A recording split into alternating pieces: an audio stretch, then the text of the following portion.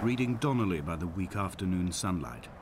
He landed on the south side of the island, followed the path to the bay and climbed the mount. He did not find the caves, and he did not chart the north side. I think this is why his understanding of the island is flawed, incomplete. He stood on the mount and only wondered momentarily how to descend. But then, he didn't have my reasons.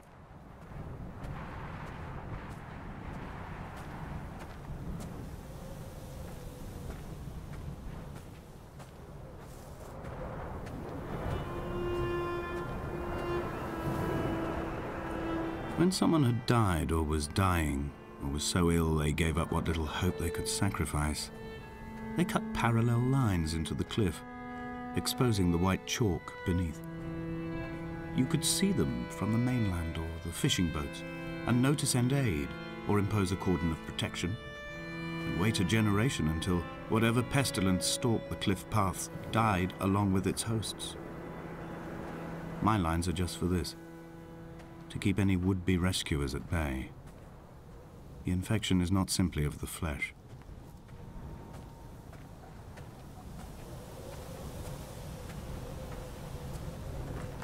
I quote directly: a motley lot with little to recommend them. I have now spent 3 days in their company. That is, I fear, enough for any man not born amongst them. Despite their tedious inclination to quote scripture, they seem to me the most God-forsaken of all the inhabitants of the outer isles. Indeed, in this case, the very gravity of that term, forsaken by God, seems to find its very apex. It appears to me that Donnelly, too, found those who wander this shoreline to be adrift from any chance of redemption.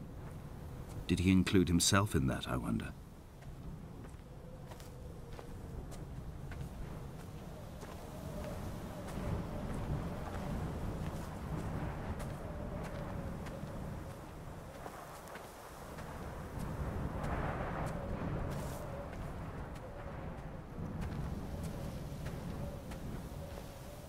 Dear Esther, I met Paul.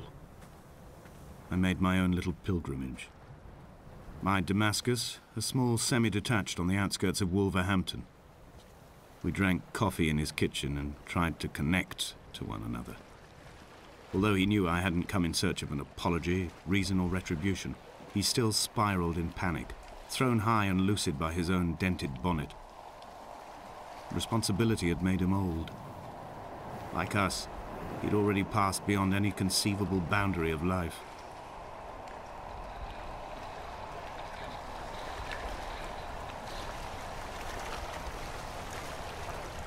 I would leave you presents outside your retreat, in this interim space between cliff and beach. I would leave you loaves and fishes, but the fish stocks have been depleted and I've run out of bread. I would row you back to your homeland in a bottomless boat, but I fear we would both be driven mad by the chatter of the sea creatures.